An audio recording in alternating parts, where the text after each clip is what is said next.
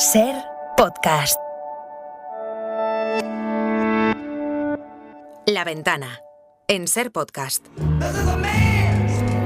Pues arrancamos tercera hora de Ventana, abrimos la ventana del cine con Carlos Marañón, director de Cinemanía. ¿Qué tal, Carlos? Buenas tardes. Hola, Rafa, ¿qué tal? ¿Cómo estáis? Bueno, esta semana, claro, se va notando agosto, ¿no? Tenemos menos estrenos que de costumbre, pero bueno, sí es verdad que este viernes llega a las salas una película que, en teoría, ya veremos, ¿no? Pues está llamada, o puede estar llamada a ser uno de los grandes éxitos de esta temporada del cine español. La segunda parte de Campeones, que es Campeonex, con X.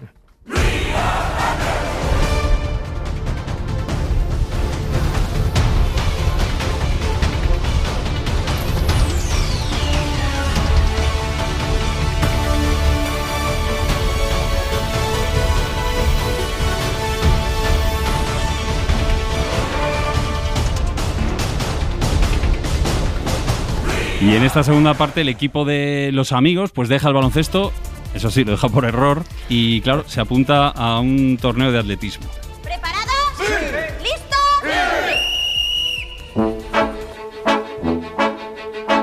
Soy la nueva entrenadora y estoy reuniendo al equipo de los amigos. Bien. ¿Y tú qué experiencia tienes? Estas van a ser mis primeras prácticas, son obligatorias. Me refiero como entrenadora. Ah, eso cero. Nosotros jugamos al baloncesto porque nos encanta. Si están motivados con el baloncesto, imagínate con... Inscrito positivamente en la modalidad de atletismo. ¿Con el atletismo? Atletismo. Pero si somos un equipo de baloncesto. ¿Qué va? Ya no.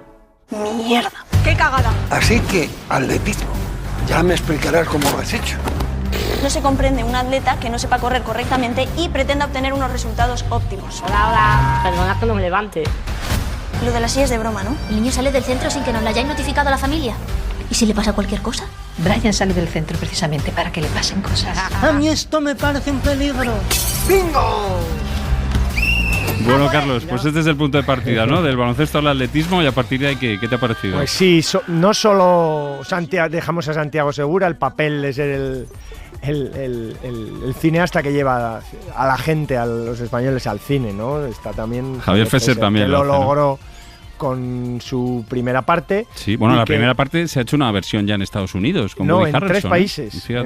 En Estados Unidos, en Alemania y hasta en Arabia Saudí. Hay 3 países. Además es muy curioso porque por contrato tienen que cumplir 2 condiciones. Una, que los actores sean realmente discapacitados, los que hacen los papeles, no pueden ser actores haciendo de. ¿Ya? Y otra, que entre comillas, perdón por el spoiler, me la juego, la última canasta no puede entrar, no digo más. Porque imagínate los americanos con los finales felices como son, ¿no? O sea, que el final feliz no está vinculado a los éxitos deportivos. Me estoy acordando de aquel anuncio de Antonio Resines, efectivamente. Exacto, bueno. Pero bueno, esa era la primera parte. Esta segunda parte, ¿qué tal? Pues está en la línea, está bien. Ha perdido un poco de capacidad de sorpresa, obviamente ya sabemos lo que vamos a ver. Pero yo creo que encuentras de nuevo, sobre todo, bueno, ese personaje de Jesús Vidal, ese marín que sigue siendo un rey casi del cine mudo, con sus gestos y con sus Se llevó el Goya. golpes. Se llevó el Goya a actor revelación. Aquí ya no va a poder competir por esa categoría, pero la verdad es que la peli funciona igual. Han dado un pasito más, ya no es solo la discapacidad intelectual, ahora es la discapacidad funcional, que es la de las personas que obviamente el movimiento lo tienen muy limitado, y eso en los deportes, pues fíjate lo que es. Entonces aquí no solo hay un salto, valga la expresión, al atletismo, un salto que, como veréis, está muy vinculado a la discapacidad, en este caso, digamos, más bien de gafe que tiene la entrenadora, que es Elisa Hipólito, que lo hace muy bien, una actriz muy jovencita, sino también al salto a lo que es qué deportes, entre comillas, están más preparados para los discapacitados funcionales, donde además pueden competir completamente en cualquier categoría. Y aquí entra un poco el tema de los videojuegos. Claro. Y está muy bien traído. Se incorpora también un actor que es un youtuber, ¿no? Exacto, que es youtuber y es gamer, que es Brian Albacete, que es Brian Aitor. Brian ¿no? Aitor, ¿verdad? Queda eso. Que tiene también muchísima gracia. Entonces, claro, ahí es que no hay ninguna diferencia. Muchos discapacitados funcionales pueden a lo mejor no moverse, pero hay unas herramientas que pueden hacer servir y competir en igualdad de condiciones con cualquier otra persona, con lo cual se abre un mundo de posibilidades, no solo para ellos, sino para que nosotros entendamos muchas veces estas circunstancias. Luego ya no está Javier Gutiérrez, claro. Eso que se pierde por ahí quizás se gana en frescura porque pues, parte del reparto. Y la entrenadora es Elisa Hipólito, ¿no? La hija de Carlos Hipólito. Eso es, muy joven, 21 años creo que tiene, y ya digo que es de un personaje porque todo le sale mal, es muy gafe, no porque ella no quiera, sino que digamos que le han vestido así el personaje, y la verdad que funciona muy bien, y porque no, en este caso obviamente Javier Gutiérrez es un actorazo y le echas de menos su carisma, pero también esa parte de que él era un poco también protagonista compartido, aquí la pierden, aquí es el grupo completamente el que tiene el protagonismo, es absolutamente coral, como sabéis, claro. Y las incorporaciones van más por esta parte, ¿no? Más humanista. Así ya no está la sorpresa de la primera entrega, pero bueno, hay historia para la segunda entrega. Sí, hay mucho gag visual de nuevo, aquí tiene mucho actor de cine mudo casi Jesús Vidal, hay mucho, pues como en las películas de Fesser, las primeras, pues hay mucho gag de lenguaje, mucho, digamos, equívoco de lenguaje que funciona bien. La firma de Javier Fesser, ¿no? Exacto, ahí está. ¿no? Y por supuesto hay mucha buena gente haciendo cosas buenas, y eso pues no está de más pasar 2 horas con ellos en el cine este verano. Bueno, pues no está mal la sugerencia, veremos si funciona como la primera, pero ahí queda.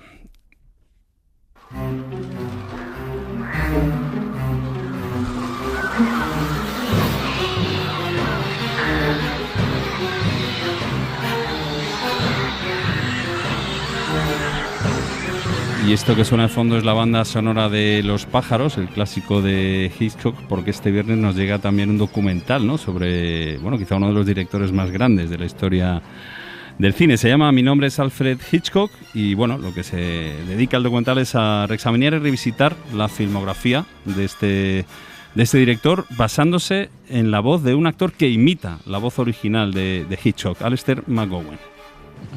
Is this working? Yes, Mr. Hitchcock, it's working. Okay. I'm ready to tell my story. My name is Alfred Hitchcock.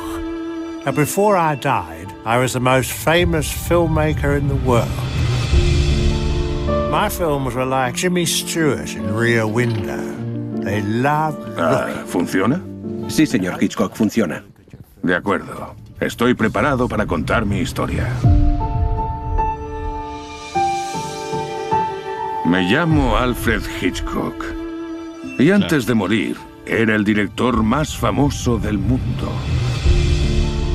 Mis películas se parecían a Jimmy Stewart. Claro, que es una pena ver la voz en doblaje, porque el original es verdad que es un actor famoso por imitar voces. Para la comunicación, pero no sirve para llegar a entender qué es lo que ha querido el director, que fíjate, lo ha hecho con la intención, dice que nos queda muy poco para que todo eso lo haga la inteligencia artificial. Mira. Recogiendo yo creo que incluso ya hay armas, digamos, tecnológicas como para poder hacer, porque tenemos grabaciones de Hitchcock hablando, muchas además, porque él presentaba sus series y presentaba muchas cosas, y podría hacerse perfectamente cogiendo sus sílabas, como las pronunciaba, y él ha preferido, digamos, que lo ha hecho voluntariamente, no hacer un ejercicio de inteligencia artificial, sino un toque humano, ¿no? Un actor interpretando a Hitchcock, igual que él, y es lo que defiende él, interpreta la obra de Hitchcock, y como no podemos ver una película nueva, un nuevo estreno de Hitchcock, pues nos quedamos con un documental. Que es una excusa perfecta para repasar, ¿no? Toda su carrera. Su obra, aunque bueno, tampoco hace falta porque le recordamos, ¿no? Siempre está ahí. Empieza a hacer cine en el Reino Unido, de esa época del principio de Sabotage, del 36. En el cine mudo, no hay que olvidar que empieza en el cine mudo, hace películas mudas. De hecho, la primera película, aparte de Sabotage, que llega un poquito más tarde, la primera película sonora del cine británico, que es la suya también,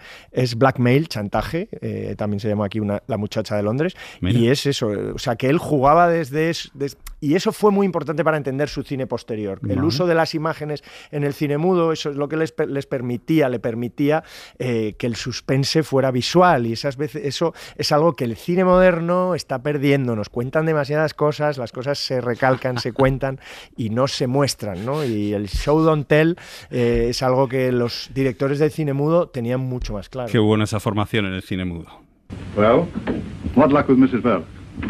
Claro, esto que escuchamos de fondo es ya de su época con cine sonoro, Sabotage, que decíamos, un agente de Scotland Yard que sigue la pista de un saboteador que quiere hacer estallar una bomba en Londres. Ahí ya está el suspense que luego marca su cine posterior. Cuando va a Hollywood, ahí ya sí que empiezan a sonar los títulos que todos recordamos, ¿no? Esos grandes clásicos. Y en el 54 llega pues uno de los grandes títulos con uno de sus actores fetiche, ¿no? James Stewart. En ese año llega La ventana indiscreta.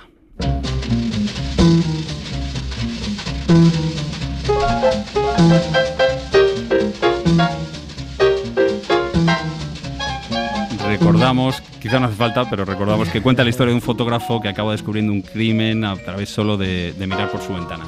Esperar todo el día para ver esto. ¿Está limpiando? Sí, las paredes del cuarto de baño. Tal vez estaban salpicadas.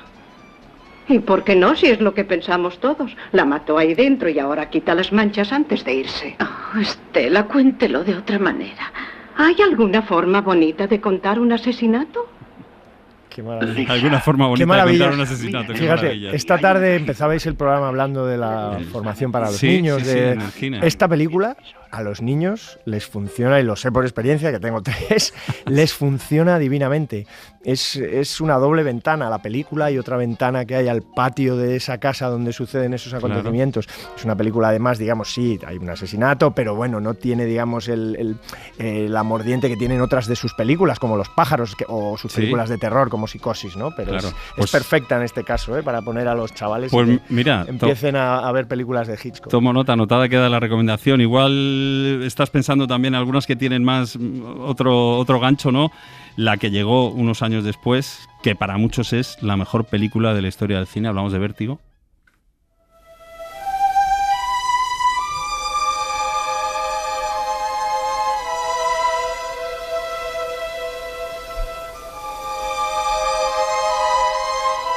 Está el suspense ahí, ¿no? Y la intriga ya en la música. La película que juega con con el tema del doble, cuenta la historia de un detective, también, de nuevo, James Stewart, ¿no? Que espía a la mujer de un amigo suyo.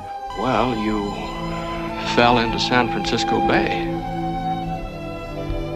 I tried to dry your hair as best I could. Your things are in the kitchen. They'll be dry in a few minutes. Come on over by the fire.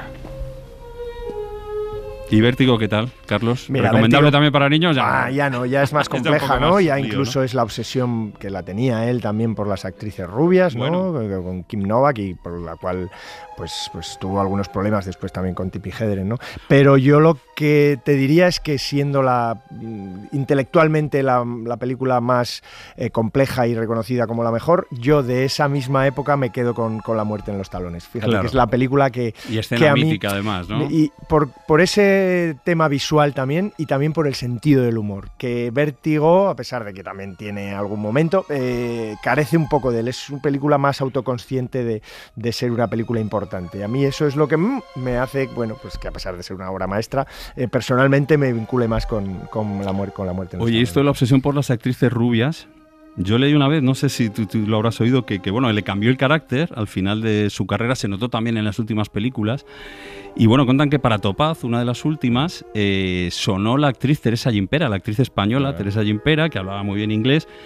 Y cuentan que, siguiendo los consejos de su agente, se presentó a la prueba de casting teñida de rubio, pero ya a Hitchcock aquello ya no le gustó, y de hecho acabó eligiendo a otra actriz que era completamente morena, ¿no? Bueno, vamos a seguir este recorrido por Hitchcock. 2 años después de Vértigo llega, la que quizás es la escena más popular, y no hace falta ni decir el nombre porque con la música...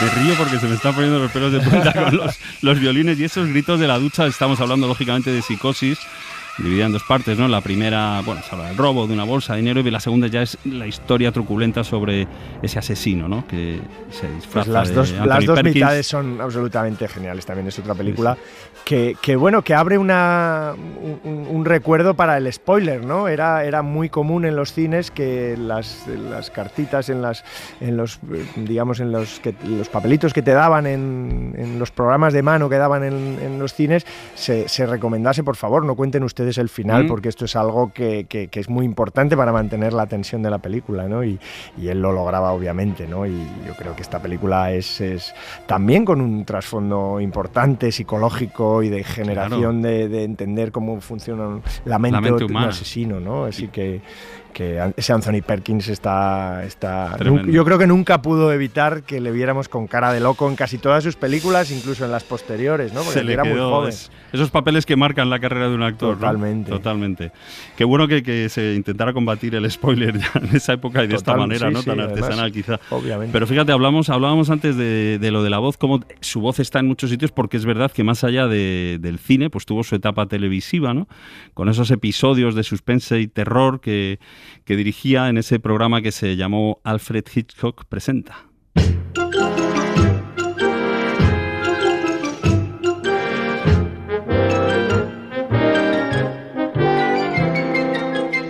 También inconfundible la música, y a toda una generación nos lleva y fíjate que lleva creo que era los lunes por la noche, creo que era. Exactamente, que lleva, y había un ciclo también, todos hemos podido ver estas películas en la televisión pública, algo que es de agradecer, ¿no? Hoy en día, fíjate que probablemente están casi todas a disposición en todas las plataformas o en varias plataformas, pero la gente no acude tanto a estas películas, ¿no? Fíjate que el documental de Mark Cousins, que es una lección de cine y que está fenomenal, lo que además te lleva es a las ganas locas de volver a ver estas películas, igual que escuchar todos estos documentos sonoros que estáis sacando, ¿no? Porque la verdad es que es tremendo. Él, la televisión, convivió con ella sin ningún problema, entonces es verdad que no tenía la buena prensa que tiene desde hace unos años, y él convivió con ella porque veía un vehículo para poder contar historias en píldoras, ¿no? Que es lo que hacía. Y luego, pues él, que tenía su ego, también aparecía presentándolas con mucho sentido del humor, y ese vincular el misterio con el sentido del humor, a mí me parece que es una fórmula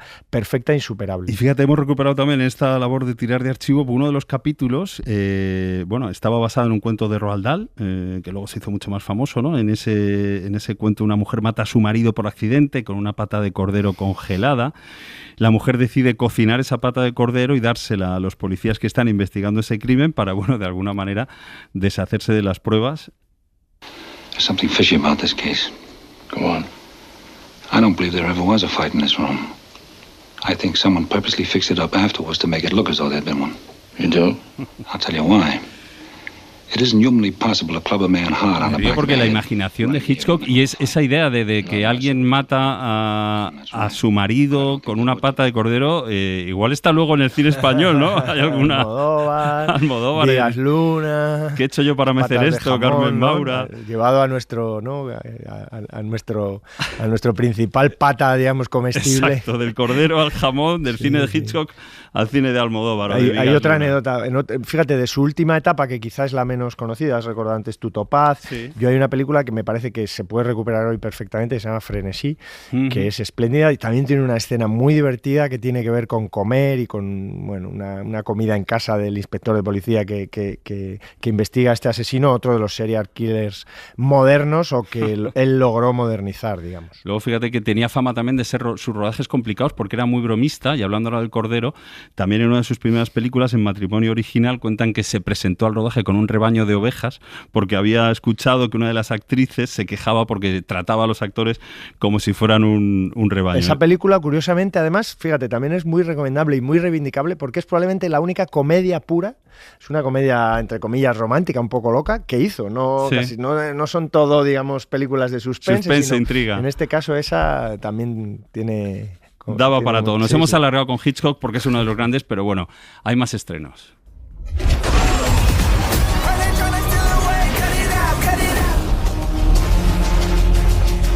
Y esto que suena es la banda sonora de, bueno, una película de superhéroes, también pensando en los chavales, ¿no? Lo nuevo de la franquicia DC, Blue Beetle, cuenta la historia de Jaime Reyes, un joven estudiante que consigue superpoderes tras descubrir una antigua reliquia alienígena en forma de escarabajo.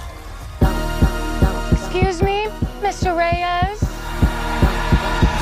You finished scraping the gum off that lounger or what? Ay. Ahora todo me parece inalcanzable. Pero si tú eres un suertudo. Eres Jaime. ¡Jaime! ¡Jaime! Apenas salen de casa. Jenny.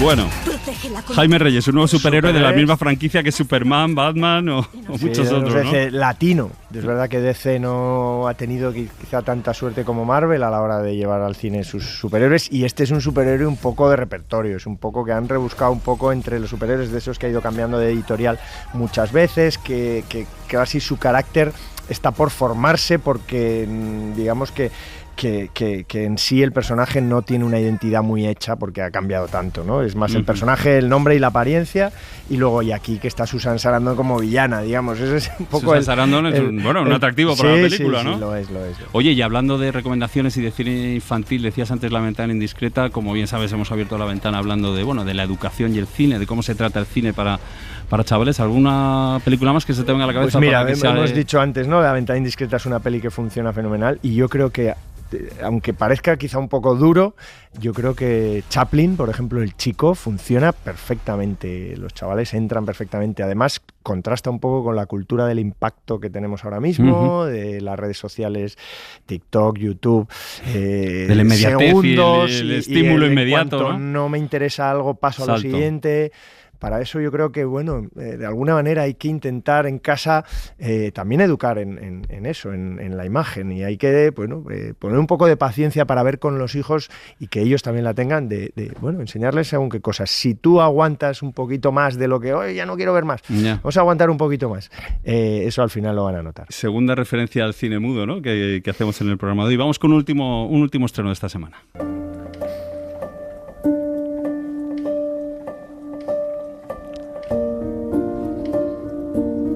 Estamos saliendo a estreno de cine francés por semana. Este viernes llega Pequeñas Casualidades, una película que nos sitúa en París, año 2052, y allí Julia, una anciana de 80 años, reflexiona sobre su vida y cómo podría haber ido por otros caminos, tomando otras decisiones, cambiando la toma de pequeñas decisiones. Les grands tournants de notre existence. Et voilà, bonne journée. Au revoir. Sont dus à de petits hasards. Si jamais Los grandes desvíos de nuestra existencia. Aquí tienes. Adiós. Son totalmente casuales. Si ese día no me hubiera caído un libro. Paul. Julia, ¿hubiera conocido a Paul? ¿O mi vida hubiera tomado otra dirección? Pues eso, pequeñas casualidades, Carlos. El tiempo y los viajes, no viajes en el tiempo, sino cómo el azar influye en nuestras decisiones, es algo que el cine ha utilizado muchísimo como argumento. Recordaremos Woody Allen en Match Point, por ejemplo, ¿no? Claro. Curiosamente, la protagonista de esta película, Lou Delage, apúntense este nombre porque es otra de esas actrices que va a pegar muy fuerte, ya lo hace en el cine francés, y ahora es la protagonista de la próxima película de Woody Allen, que curiosamente tiene algo que ver con eso, porque se llama Golpe de Suerte, pero en este caso Lou Delage lo que hace es eso, no viajar en el tiempo, sino ir atrás y ver qué hubiera pasado si, ¿no? Si lo que antes era cara ahora es cruz, si ese semáforo en rojo que pasaste hubiera pasado un coche.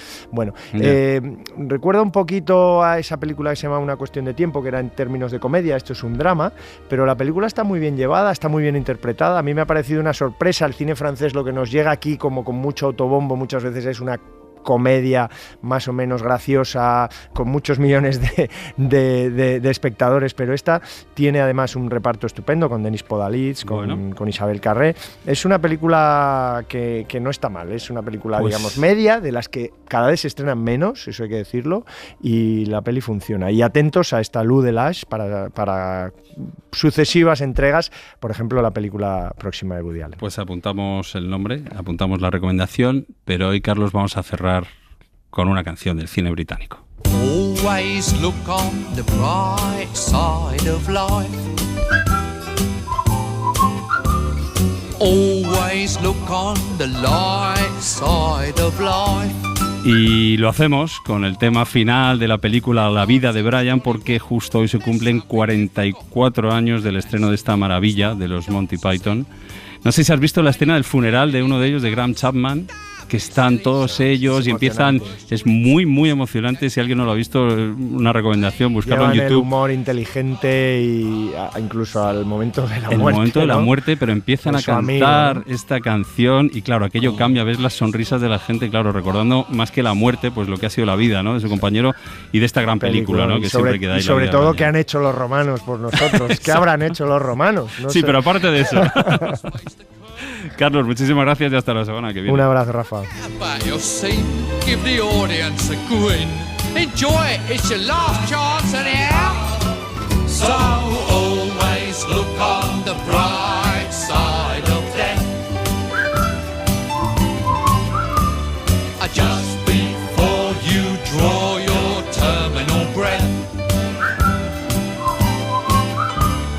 Life's a piece of shit when you look at it. Life's a laugh and death's a joke, it's true. You'll see it's all a show, keep them laughing as you go. Just remember that the last laugh is on you. And always look on the bright side of life.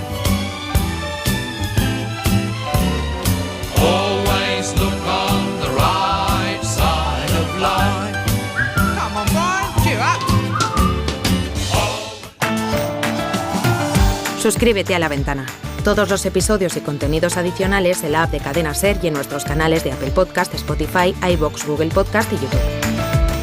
Escúchanos en directo en la SER de lunes a viernes a las 4 de la tarde. Cadena SER. La radio.